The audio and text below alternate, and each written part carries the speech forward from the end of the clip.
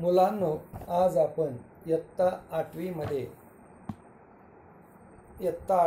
एक कविता आहे, पान नंबर 36वर.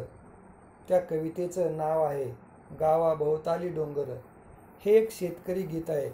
शेतकरी गीत जे पांडुरंग वनमाळी यांनी आपल्या रानामध्ये जी आपण मशागत करतो, त्या मशागतीची माहिती आपण कोणाकोणाला बरोबर घेऊन करतो, हे सगळं त्यांनी आपल्या शेतकरी गीताच्या माध्यमातून या ठिकाणी सांगितलेलं आहे.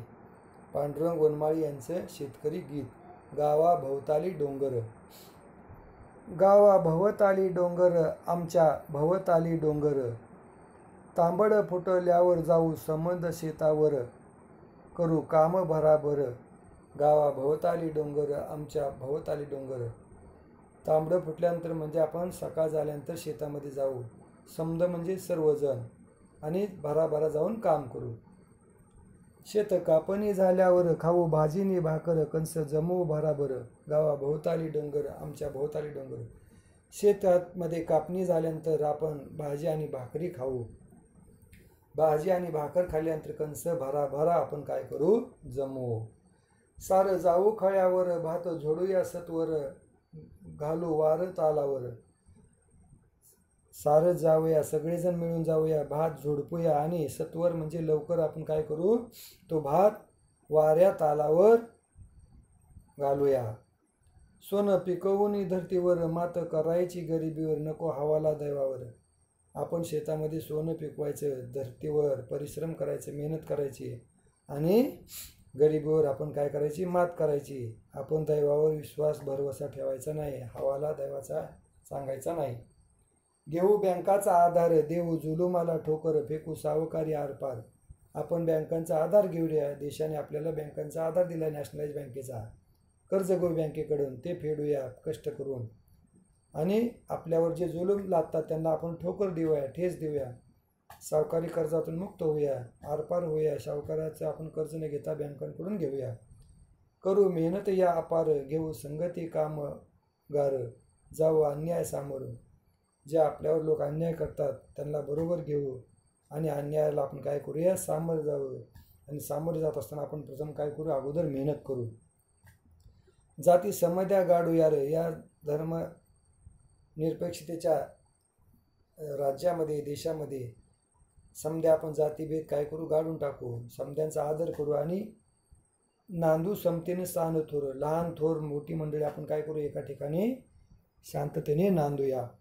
धरती मातेची लेकर, वैरी घालूया बाहेर. आपण एकाच धरती मातेची लेकरे आहोत, वैर आपण घालूया, आणि आपण आपल्या देशाची शान राखूया. घेऊ ब्रह्माचा अवतार, हाती एकीचा हत्यार. आपण सगळेजण एक होऊन ब्रह्माचा अवतार घेऊ, आणि हातामध्ये काय करू, सर्वजण एकीचे हत्यार घेऊ, आणि राहू बिनीला आम्ही मोर.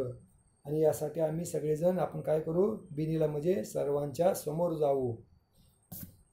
अशा तऱ्हेने या ठिकाणी पांडुरंग वनमाळी यांनी गावाभोवताली डोंगर हे शेतकरी गीत गायलं आहे. आता या धड्याखाली असलेल्या प्रश्नांची उत्तरे आपण पाहूया. त्या अगोदर शब्दार्थ. समद म्हणजे सर्वजण, भाराभर भरपूर, धान्याची मळणी करण्याची जागा, त्याला आपण काय म्हणतो, खळं. सत्वर म्हणजे लवकर, हवाला म्हणजे भरवसा. बऱ्याच वेळा आपण काय करतो, मेहनत न करता देवावर हवाला ठेवतो, ते चुकीचं आहे. कष्ट करून आपण आधार घेतला पाहिजे बँकांचा, नक्की देवाचा. ठोकर ठेच. दैव म्हणजे नसीब. आरपार म्हणजे थेट इकडून तिकडे दिसणारा असं. संगाती म्हणजे सोबती. सान म्हणजे लहान. स्मॉल म्हणजे सान, सान म्हणजे लहान. संगाती म्हणजे सोबती. अशा पद्धतीने आपण याचे शब्दार्थ पाहिले. आता पुढे खालील प्रश्नांची एका वाक्यात उत्तरे लिहा. 1. सर्वजण शेतावर कधी जाऊ असे कवी म्हणतो. सर्वजण शेतावर ये, तांबडं फुटल्यावर आपण समधीजण शेतावर जाऊ असे कवी म्हणतो किंवा म्हणतात. 2. गरिबीवर मात कशी करता येईल असे कवीला वाटते. गरिबीवर मात अशी करता येईल असे कवीला वाटते. तो म्हणतो, शेतामध्ये आपण परिश्रम मेहनत करू, शेतामध्ये आपण सोनं पिकवू म्हणजे धान्य पिकवू, आणि हे धान्य पिकवण्यासाठी आपण काय करू, बँकांचा आधार घेऊ. खाजगी सावकाराचे कर्ज न घेता आपण बँकांचा आधार घेऊन शेतामध्ये परिश्रम करून मेहनत करून आपण काय करू, शेतामध्ये सोनं म्हणजे धान्य पिकवू. 3. देशाची शान राखण्यासाठी काय केले पाहिजे? देशाची शान राखण्यासाठी आपण एकमेकांना वैरी समजलं नाही पाहिजे, एकमेकांचा मान राखला पाहिजे, लहान थोरांनी मिळून राहिलं पाहिजे आणि परिश्रम मेहनत केली पाहिजे आणि आपल्या देशाची शान राखली पाहिजे. 4. कोणतं हत्यार हाती बाळगायला हवे? कवी म्हणतो आपण सगळ्यांनी एकीचं हत्यार हाती बाळगायला हवे. खालील ओळीतून कशाचे वर्णन केले आहे ते तुमच्या शब्दात सांगा. शेत कापणी झाल्यावर खाऊ भाजीनी भाकर कंस जमवू भाराभर. शेतामध्ये गेल्यानंतर शेतामध्ये कापणी केल्यानंतर आपण काय करू, सगळेजण एकत्रित येऊ, बरोबर सोबत नेलेली भाजी आणि भाकरी खाऊ आणि भाजी आणि भाकरी खावल्यानंतर आपण काय करू, लगेच कंस जमवू भराभर, लवकर लवकर. सार जाऊ खळ्यावर भात जोडूया सत्वर घालू वारत आल्यावर. आणि आपण कंस भराभर जमवल्यानंतर सारेजण आपण काय करू, खळ्यावर उपस्थित राहू.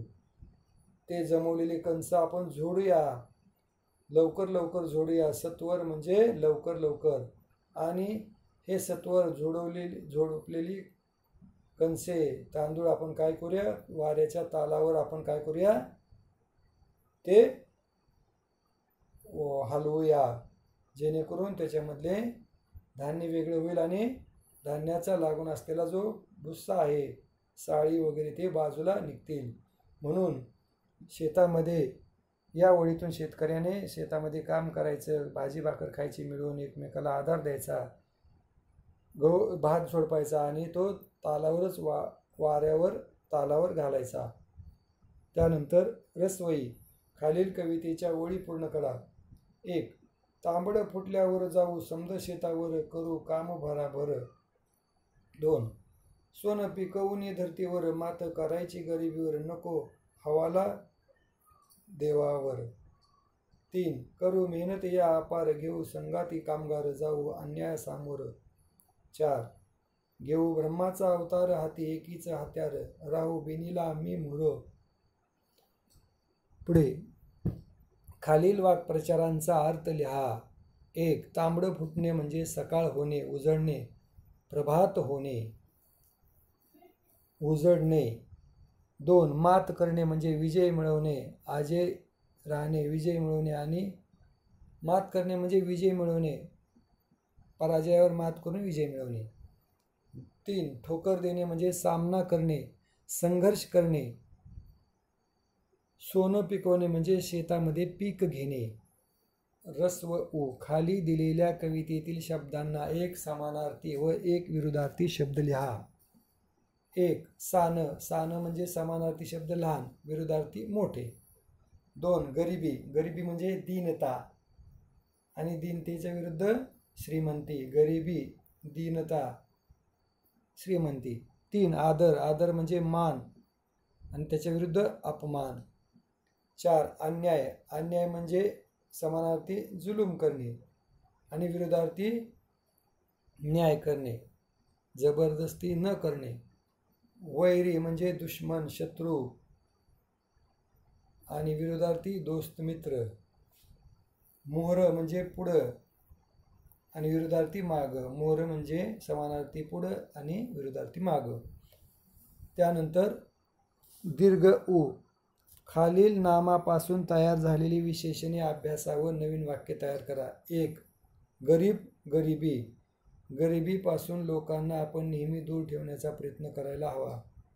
गरीब, गरिबी. वाक्य गरिबीपासून लोकांना आपण नेहमी दूर ठेवण्याचा प्रयत्न करायला हवा. 2. सोने, सोनेरी. वाक्य संतोषच्या डोक्यावर सोनेरी मुकुट शोभून दिसत होता. पुढे सावकार, सावकारी. वाक्य गरीब लोकांना नेहमी आपण सावकारी कर्ज घेण्यापासून रोखले पाहिजे. 4. डोंगर, डोंगराळ. वाक्य डोंगराळ प्रदेशात वन्य प्राणी आनंदात राहतात. ए. तुम्ही शेत पाहिले आहे का? तुम्ही पाहिलेल्या ऐकलेल्या शेताचे तुमच्या शब्दात वर्णन करा. आम्ही शेत पाहिले आहे. आम्ही पाहिलेल्या शेताचे वर्णन. शेतामध्ये आम्ही गेल्यानंतर उन्हाळ्याच्या सुट्टीमध्ये आम्ही शेतामध्ये जातो. शेतामध्ये गेल्यानंतर आम्ही ऊसाचे शेत पाहतो, पिकांची वाढ पाहतो. त्याचबरोबर रानामध्ये शेतामध्ये जाताना भाजी भाकर बांधून नेतो. सगळेजण आनंदाने गातो, हुरडा खातो. त्यानंतर पिकाला कशा पद्धतीने पाणी दिलं जातं, खत कसा टाकला जातो, शेताची मशागत कशी केली जाते याची माहिती आपण त्या शेताचे काम करत असणाऱ्या शेतकऱ्याकडून घेतो. जसे कुळवणे, तण काढणे, त्याचबरोबर नांगरणे, शेताला पाणी देणे, दारे धरणे आणि कोणत्या हवामानामध्ये कोणते पीक घ्यायचे याची माहिती आम्ही सहलीला गेल्यानंतर शेतामध्ये गेल्यानंतर घेतो आणि आनंदाने शेतामध्ये भाजी भाकरी खातो, हुरडा खातो, कणसे खातो, ऊस खातो, बोरे गोळा करतो आणि परत आम्ही आमच्या घरी येतो. थोडक्यात शेतकऱ्याचे जीवन आम्ही या ठिकाणी अनुभवतो.